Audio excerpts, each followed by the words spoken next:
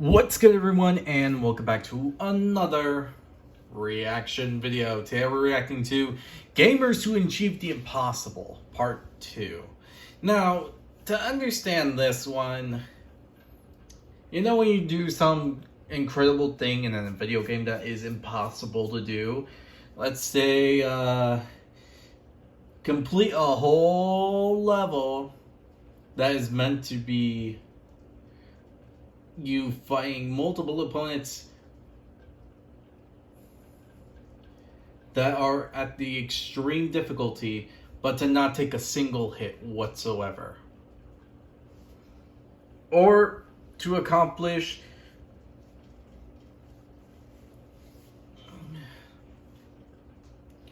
a task that involves you completing something within 5 minutes or so, but it takes you 15 to 20 just to do it. Or something like that. It's basically like that, so yeah. And we're gonna be reacting to stuff like that.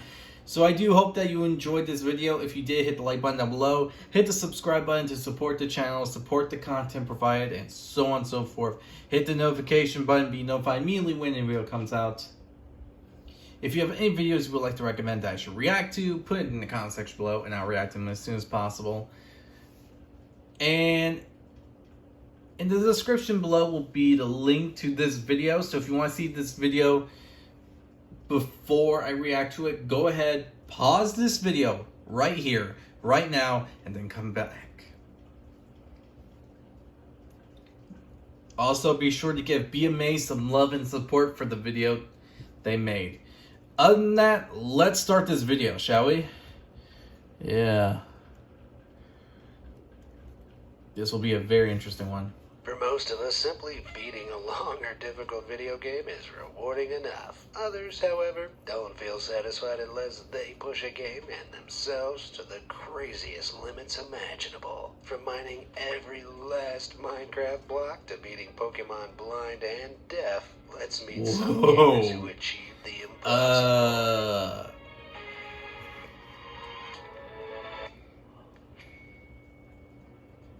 Beat with me. Okay, to do a Pokemon game blind and deaf, that is impossible. To me. It seems impossible to me. Released in 2023, the fantasy role-playing game Baldur's Gate 3 received overwhelmingly positive reviews and took home Game of the Year at that year's Game Awards. Part of the appeal is how customizable the game is. You can be a flirtatious musician, a covert assassin, a potion-brewing alchemist, or a human fighter. If you're boring, YouTuber Biscuit Sticks noticed that in addition to magical weapons and trinkets, the game was filled with food. One such morsel is the humble salami. Now, while the developers intended for you to simply cook and eat this meat, they made the incredible decision of allowing you to equip it like a weapon. This led Biscuit to wonder, can you beat the game with salami? The run had one simple rule. That would be while supportive ridiculous if you could. Be used, all damage had to originate from floppy sausages. Biscuit began as a druid, as druids can buff simple weapons, which apparently includes meat, with the spell Shillelagh. This boosted the salami's near non-existent damage to merely incredibly low damage. As you can't actually acquire salami in the tutorial, Biscuit had to sneak past early combat encounters until he could purloin his delicious weapon from a storage room near a den of thieves. Take that, thieves. How do you like it? Even with Shillelagh, however, the salami did pathetic damage. So Biscuit multi-classed into fighter to dual-wield salami. As clearly more salami was the answer. Still, as the game progressed, even 2 salamis weren't enough. Additionally, the only ranged option Biscuit had was throwing salami, which, you know, isn't as good as fireballs. To circumvent this vulnerability, Biscuit picked up a cloak that turned him invisible whenever he landed a kill, allowing him to quickly hit and run. Neat, right? And all he had to do to get it was cold-heartedly assassinate a beloved NPC. Talk about a blood sausage. After more experimentation, Biscuit then added in a few levels in Paladin to unlock smites. This allowed Biscuit to sacrifice useless magic to empower his meat's damage. While these Salamic smites were a great boost, Biscuit still needed to play smart. Optimal strategies involved tossing salami at enemies to trip them or knock them off deadly ledges. The highlight of the run is when Biscuit disarms an avatar of the god of death with a sausage, then throws their overpowered weapon away before they can pick it up. Butterfingers! After 40 hours of tomfoolery, Biscuit successfully saved the world. He wasn't done though. He's since beaten the game whilst permanently transformed into a cat and solely by throwing gnomes? What can't beat this game? Oh yeah, Rangers. Good boys. That is a ridiculous thing to actually fight and defeat and complete a whole game against the deadliest foes and whatnot with a single sausage. Yeah, I'm gonna admit that sounds pretty ridiculous, but it's a thing apparently. It's apparently a thing. Boys finish last. I hate to admit it, but I get mad at games a lot. I get frustrated with myself, but Fair. no, I shouldn't. After all, it's not like just anybody could pick up a controller and... Button. There's a good boy, stay.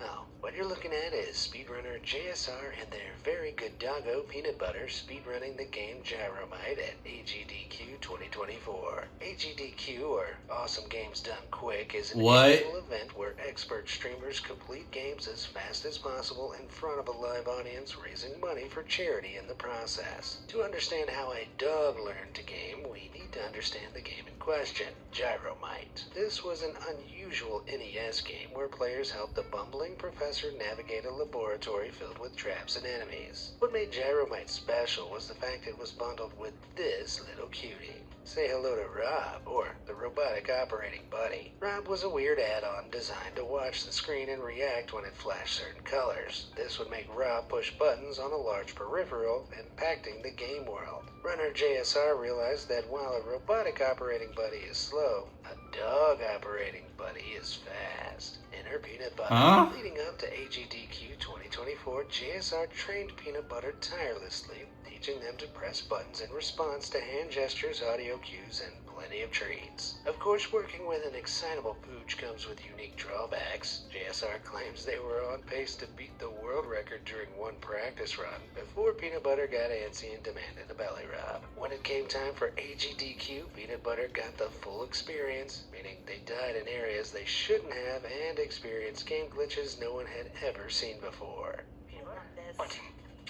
I'll share that my cats are Little Chicken Button. and Big Button. Turkey Button. are there Button. too. Oh. Uh-oh. Oh no, how did the... Wait, what the heck? That's never happened before.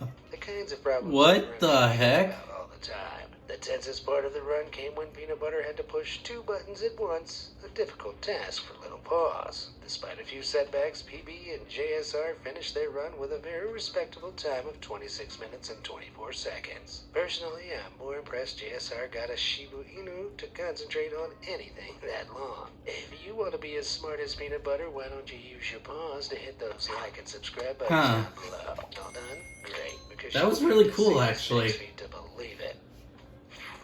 The diving bell and the butter free.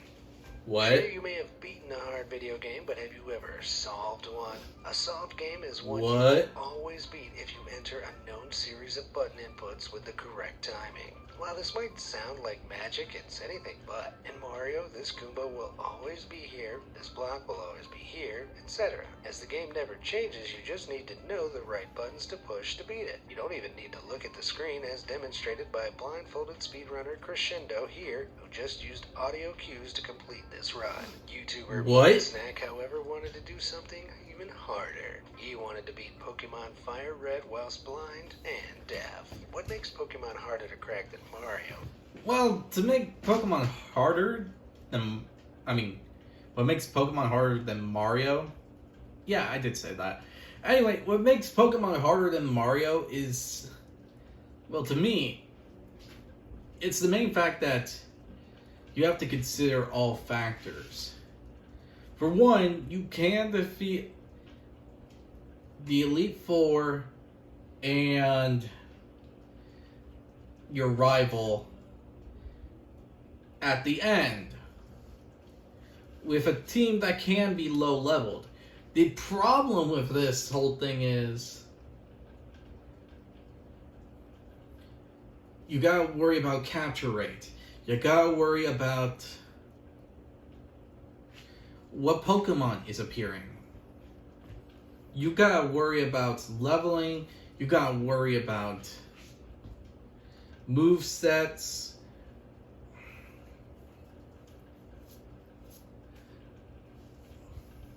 And to be honest, traversing throughout Kanto blind and all that is not easy.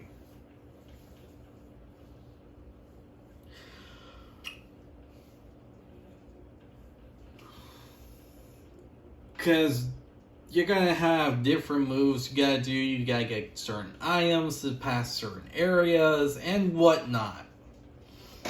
Basically, there's a list of stuff you have to do in Pokemon Fire Red. And it gets worse with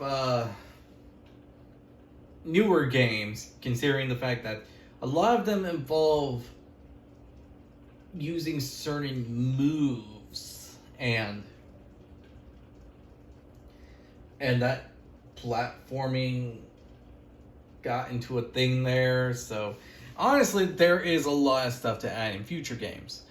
But yeah, that's what I think about the situation. Pokemon is random. Monsters randomly Exactly. appear in the grass, moves randomly miss or crit, and so on. This meant Uh-huh. Snack needed to devise a very, very precise plan. He began by picking Charmander, as it knows a move with 100% accuracy, and in this run, certainty trumps power. He then mapped out every single button input necessary to navigate the game's world one tile at a time. And that was the easy part. Whenever Martsnack entered grass that could spawn Pokemon, he entered a series of inputs to escape the battle. For this to work without visual or audio confirmation, however, he had to assume every tile that could start a battle did. This meant every time he moved into a dangerous tile, he entered this series of inputs, moved forward, and did it again.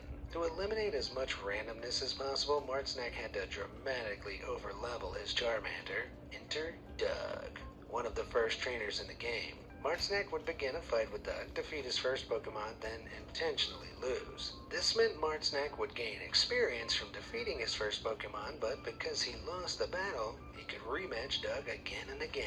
After 40 hours of Doug grinding, Martsnack's Charmeleon was ready for anything. Thanks, Doug.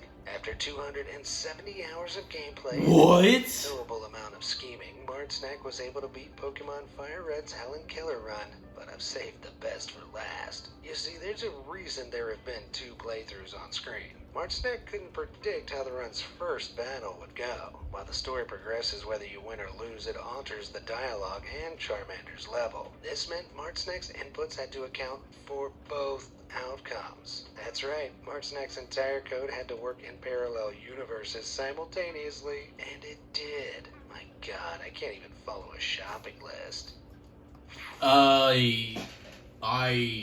What?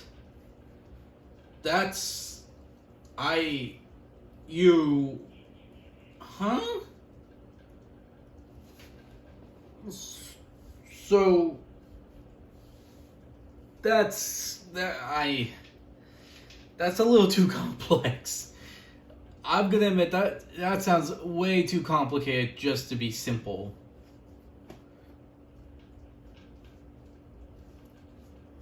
Well, simple in explanation, that is. But no, seriously, that is crazy. That is so random. And I couldn't really follow. That went way over my head. Endurance Marianthalon.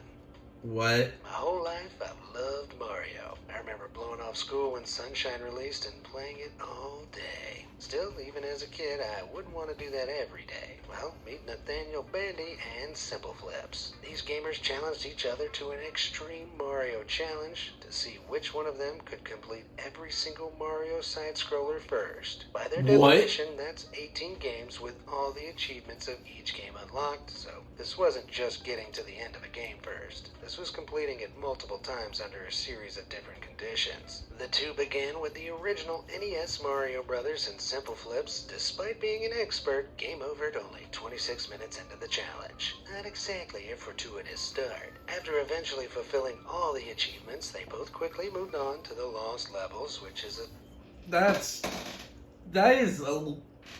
is very torturous.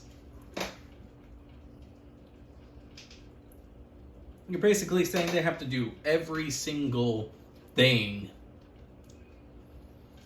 which is not very ideal for one's mental state, because that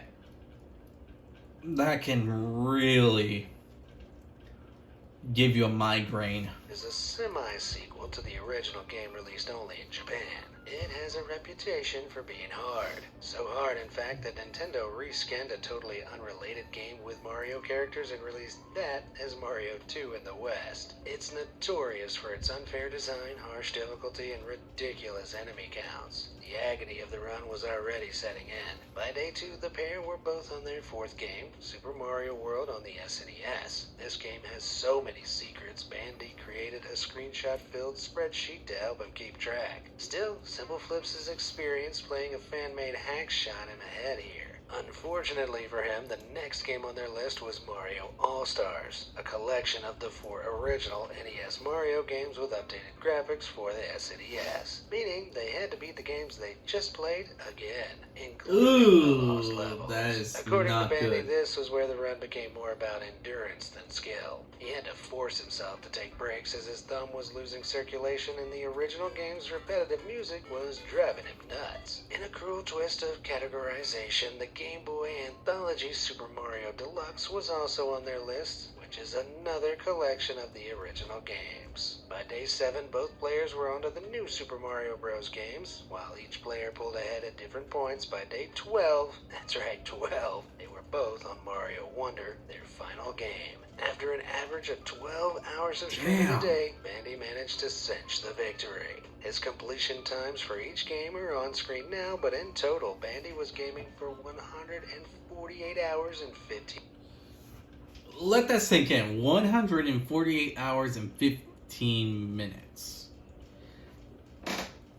Did they take breaks? Please tell me they took breaks, because no way they could do it. Minutes. More than half his waking hours over those 12 days. Dang, my cap goes off to these two. Yeah, they Mine own world. They got a are lot of ways to definitely- leave your mark on the worlds in Minecraft. those guys are definitely Mario gods or kings of Mario. Give them any title they deserve, because to go through all that torture, they deserve it. Some people build towering palaces, some create dazzling machines, but one person just wanted to see it all gone. YouTuber Mythical set out on an extraordinary quest to mine every last block in the game until there was nothing left. He began this mind-boggling quest back in 2017, dubbing the operation Bedrock Massacre. This is because in Minecraft, bedrock is the unminable substance at the bottom of the world. Once you hit it, there's nothing else left. Before even a single block was mined, however, Mythical had a choice to make, attempting the task in the handy creation mode or the unforgiving survival mode. In the end, Mythical decided that creation was just a bit too helpful. It offers you so much freedom and so many tools and resources that it would diminish the accomplishment. So he went with survival. This meant on top of endless mining, This guy's Mythical mental. would have to deal with monitoring hunger, building shelter, and of course, these.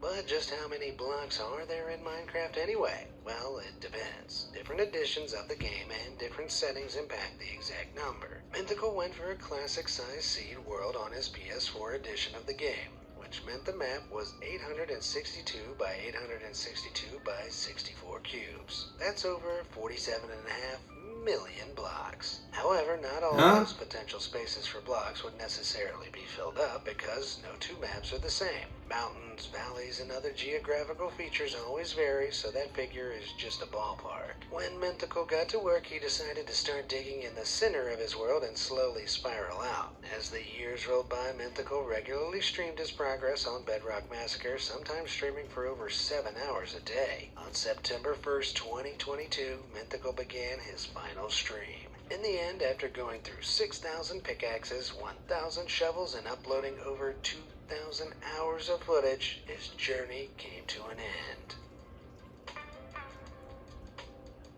Here it is. This is a Minecraft world completely devoid of blocks. Kinda haunting, isn't it? Hope Mentacle brought a ladder to get out. Drummond Bowser. When I was a teenager, my two great passions... Okay. To go ahead and just mine all the way down to bedrock, through those kind of calculations and that many amount of blocks, non-stop, until you finally reach the end, is a bit crazy. To even do that is out of this world, because you're gonna have to break everything. The amount of time and effort he did just to do that, jeez.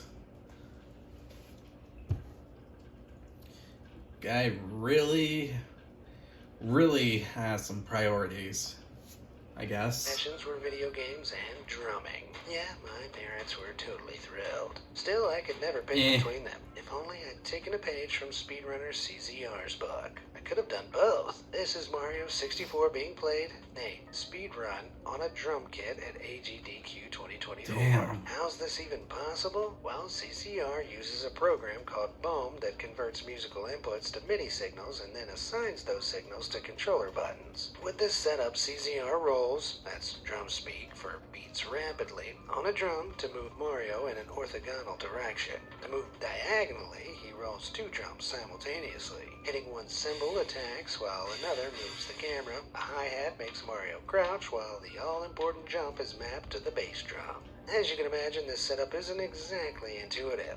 Another runner described it as intense because you need to hit the jumps hard to register a response. CZR wasn't new to this kind of challenge, though. He'd made a name for himself playing games like The Legend of Zelda Ocarina of Time on his drum kit. Mario 64, however, hits different, pun entirely intended. While the game isn't hard on casual playthroughs, speedruns get difficult. To save time, runners execute frame-perfect tricks and exploits like reverse long jumping up this staircase, which is supposed to go on forever and block your progression. Remember how long it took you to beat Bob-omb Battlefield as a kid? Well, as of the time of writing, the current record to beat the entire game with 16 stars is 14 minutes and 35 seconds by Suji. God damn. At CZR wasn't just playing the game using a physically taxing control setup, but was also doing it at world record pace. This leads to a run that isn't just incredible to watch, but is incredible to listen to. At times, it sounds like an experimental drum and bass song. Oh, the angle's a little tough. Nice. Fantastic. The pressure and difficulty of the run leads CZR to make some understandable mistakes, like here when he unfortunately loses a life in the fire sea when he ground pounds instead of long jumping. The fact that the difference between those two commands is a few frames of animation should highlight how brutal the run is, though. In the end, CZR only lost 3 lives over the course of the run and made excellent time, finishing the game in a blistering 23 minutes and 6 seconds. Damn! So Brady jammed out during the game's closing credits. Now that's a drum solo. That is. Blockhead. You would have to have mad skills at the drum and expert skills at playing this kind of games. Because 64 games are very different from games from now. Some people claim that they're harder, some claim they're easier, but yeah, they're a bit challenging and can make you have a spend an expert amount of time if you are not very godly when it comes to using a controller. That's why I call people that are really good at inputting controls or commands. Yeah, both are technically right, I guess, in this situation. But still, to do all that, complete all of Mario 64 by using the drums as a way to input commands. It sounds crazy, and gotta give them props. They are experts when it comes to that. Yes. Who doesn't love Tetris? When it released for the NES in 1990, it was one of the system's fastest selling games, shifting 1.5 million units in the first 6 months alone. Something that used to frustrate me, though, was the fact you always lose eventually. The blocks just keep getting faster until you can't keep up, right? Guess again. This young gamer is Blue Scooty, and he might just be the best Tetris player in the world. To understand his achievement, though, we need a Tetris crash course. Many old games feature what are colloquially called kill screens. Essentially, these are moments in games that flat out stop you from progressing. They typically occur when you play beyond a point developers anticipated, resulting in the game collapsing under its own weight. The original Pac-Man, for example, glitches out and ceases functioning at level 256. When modders investigated the original Tetris, they found that the game would similarly implode somewhere around level 155.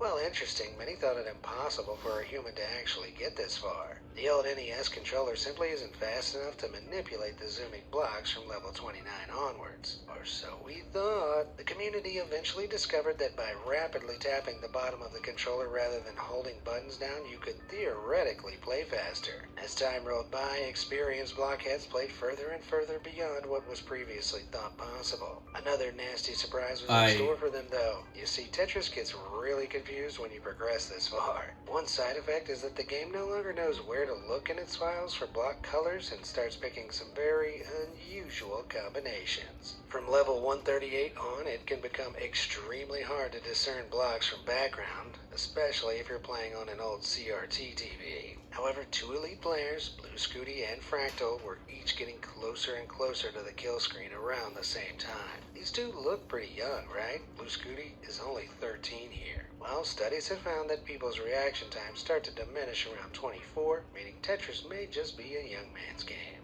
On several occasions, the two were both streaming attempts, getting within a few levels of the record at the same time. Eventually, however, this happened. Oh my god! Massive respect to the young Blue Scooty. Damn. Being so good at Tetris, you give the game a game over screen. Awesome. Whoa. No running in the dungeon. And he did it at level 18. That means you must have input all the commands and successfully passed all the levels at such breathtaking speed that the game couldn't process or couldn't keep up with the speed you were going with. Gosh, damn, that kid's good. Elden Ring is one of the biggest, most beautiful, and most brutal open-world games out there. Heck, I spent half my playthrough running from my own shadow. YouTuber Gamers Weekend, however, attempted the opposite, to beat the game without running or using stamina at all. In Elden Ring, stamina is this little green bar right here. Whenever your character exerts themselves, it goes down, then slowly returns. Ironically, once you realize just how many actions require stamina, you'll start sweating. Attacking, casting spells, dodging, running, even blocking attacks consume stamina. It's actually easier to list things that don't require stamina. Walking, talking, summoning, or falling? Wait, no. Apparently falling costs stamina too. Thanks, Elden Ring. What actually saves stamina is summoning. In Elden Ring, you can summon special phantoms to fight alongside you. If this sounds easy, it isn't. Summons need to be found before they're used, and most of the best ones are in dangerous areas or gifted as rewards for defeating bosses. Additionally, while they can be helpful, they grow less useful as the game goes on and enemies get more difficult. To keep them relevant, you need to upgrade them, but doing that requires you venture into the game's nastiest dungeons for materials, too. Seeing as Gamer's Weekend wasn't going to be attacking, dodging, or blocking much damage, he mostly invested in hit points. More often than not, if an attack was coming for him, he wouldn't have time to avoid it. So he built a hit point Hoover, a big, beefy boy who couldn't defend himself but could take a lot of damage without dying. A good deal of it involved sneaking, summoning his bodyguards, then hiding. As effective as this strategy was, however, it couldn't last. Enemies became too aggressive, and summons just couldn't keep up. Gamer's Weekend resorted to trying out every weapon he could on the off chance one of them had a special skill or effect that didn't consume stamina. Eventually, he found one. The very mid-tier flail, the family heads. In addition to just an awful backstory, these heads allow you to raise them and shoot out slow, weak projectiles. But hey, for unknowable reasons, this doesn't consume stamina. Gamer's Weekend slowly and carefully made his way through the game, summoning and shooting horrible ghost heads. Poison also came in clutch to whittle down the hit points of big bosses. Eventually, after dozens of hours, Gamer's Weekend completed the ultimate couch potato run. What's the big deal? I live every day consuming as little stamina as possible. Fishy business. After all the violent, stressful... Okay, that is very impressive. Not using any stamina whatsoever just to defeat your opponent. That means no special weapons. He was only down to summoning and that single weapon. That is impressive. Especially with a game that requires that you do that. His character must have been very, very bulky and very, very defensive. To not get hit that much, to not take too much damage.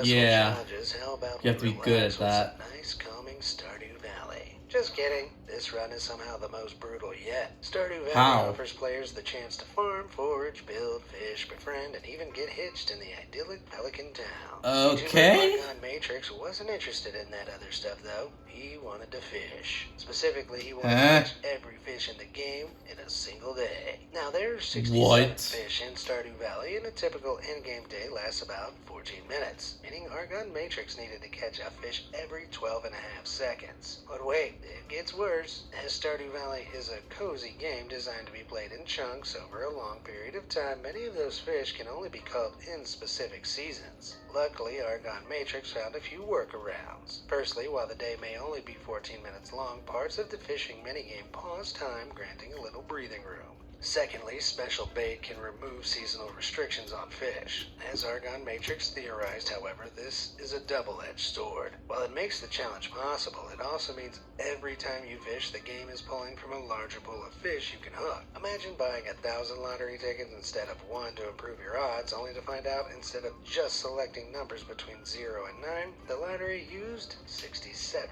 different fish. To prepare, Argon Matrix crafted as much bait as possible, along with tackles that reduce the time between fish bites, but also attract lower quality fish because Stardew Valley is apparently unforgiving. They also cleared any debris, logs, and stones along the route they'd be sprinting. Argon Matrix saved the game and began his quest. After 2 foiled attempts, he was able to catch 57 fish on attempt 3. Not bad. Oh, that's actually really good. Well, 18 hours later, 57 was still their best result. There just wasn't enough time. And after 107 attempts, Argon Matrix changed strategy. They decided to fish during a festival day as it offered another special location to catch some rare fish. By attempt 140, this approach netted Argon Matrix an agonizing 64 out of 67 fish. Damn! No, they were close. It couldn't take too much longer, right? Wrong. On attempt 536, Argon Matrix caught 66 fish before their character collapsed from exhaustion.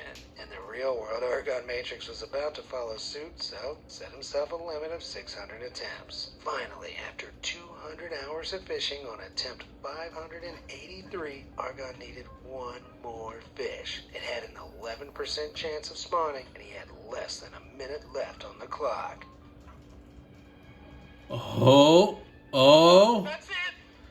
Oh my god, I'm done! And with that, after oh my god, hours, Argon Matrix could finally take down their gone fishing sign. Skyrim sign. Oh my gosh. You would have to have luck when it comes to that. Knowing a perfect location and having the materials, that's one part of the battle. The second part of the battle is actually having the luck to do it. And that was proof. Having 14 minutes just to do all that. And he had to do that 300 times. So 14 minutes times 100 would mean 1,400 minutes times 3. So he played for 4,200 minutes. Oh wait, no.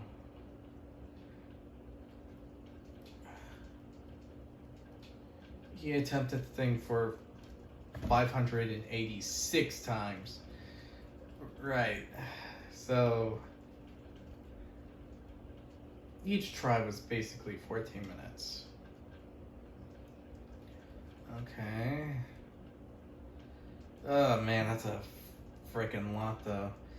If it was 300, then it was still 4,200 minutes. And considering that a whole day, there's 60 minutes in an hour, and they went 4,000. And so that means, oh wow, I just realized that that is actually a perfect number.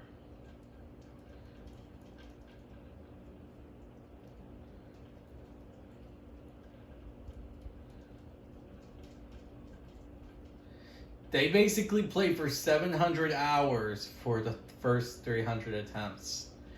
Wow. That is crazy. My math might be wrong, but supposedly it's 700 hours. No, wait, it was probably 70. Yeah, it was probably 70 hours. No way it would be 700. That would make no sense then. Yeah, it was 70 hours for 300 attempts. And considering the other additional, not pretty. Skyrim, the beautiful, buggy, broken game we just keep coming back to.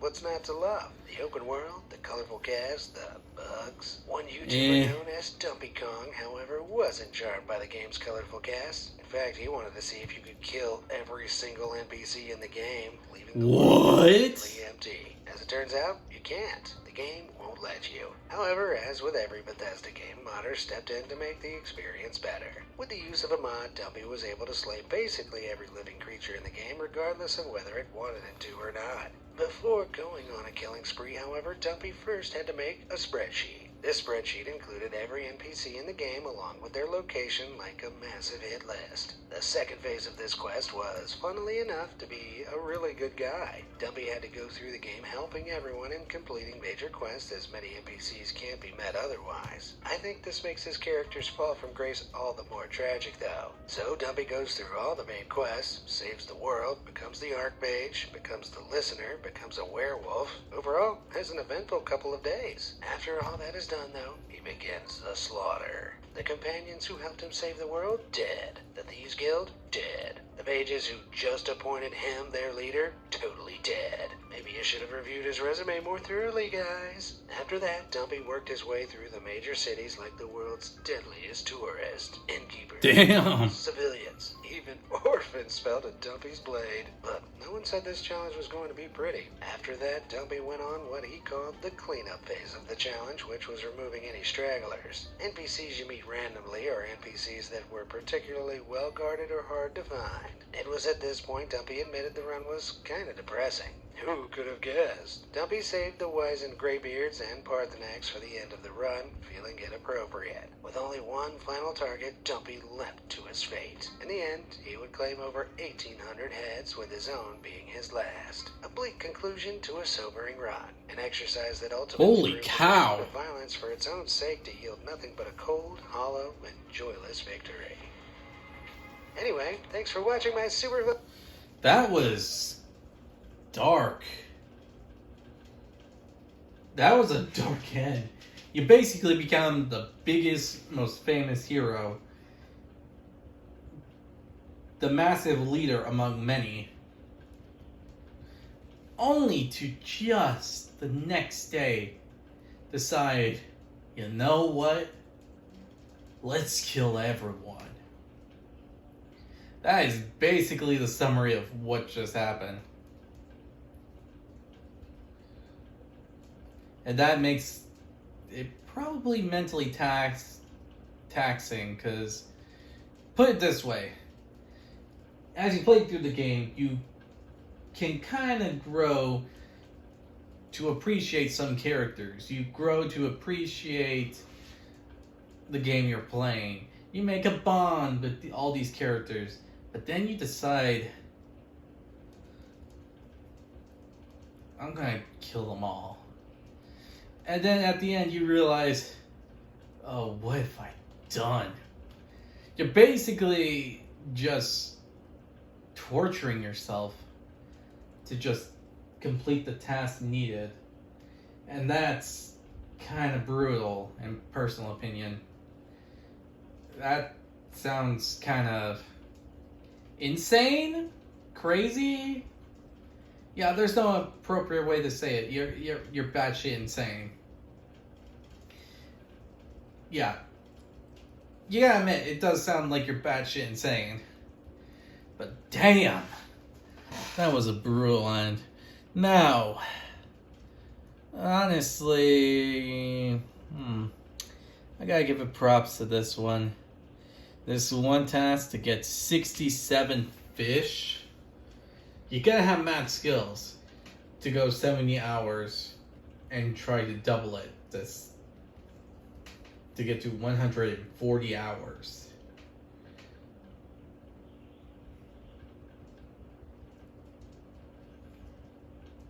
Yeah, that's over 5 days.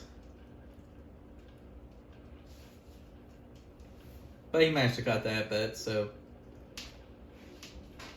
kudos to him. But that's still too close to 140. Because gosh damn, that's pretty brutal. Honestly, I'd like to hear your opinion on what you think was the hardest achievement on this list. Actually, I might have to give it to the Pokemon one. The fact that it was so complicated and so complex that you have to account for every single variable in the game makes it the hardest, in my opinion. More so than the fish. So, yeah, I'm going to say doing the Pokemon Red challenge blindfolded and deaf was by far the hardest one. Especially since you have to memorize a code of commands. Level up that Charmander to its maximum.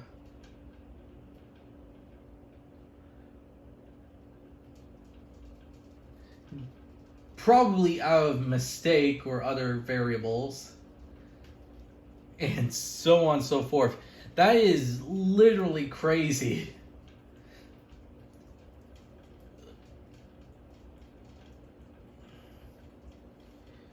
Like, you have to have so much faith, so much knowledge on the game to make it all work. It's maddening. So yeah, with this all said, I hope that you all enjoyed this video. If you did, hit the like button down below. Hit the subscribe button to support the channel, support the content provided, and so on and so forth. Hit the notification button, be notified immediately when your video comes out. And yeah, other than that, I'll see you all in the next video. Bye!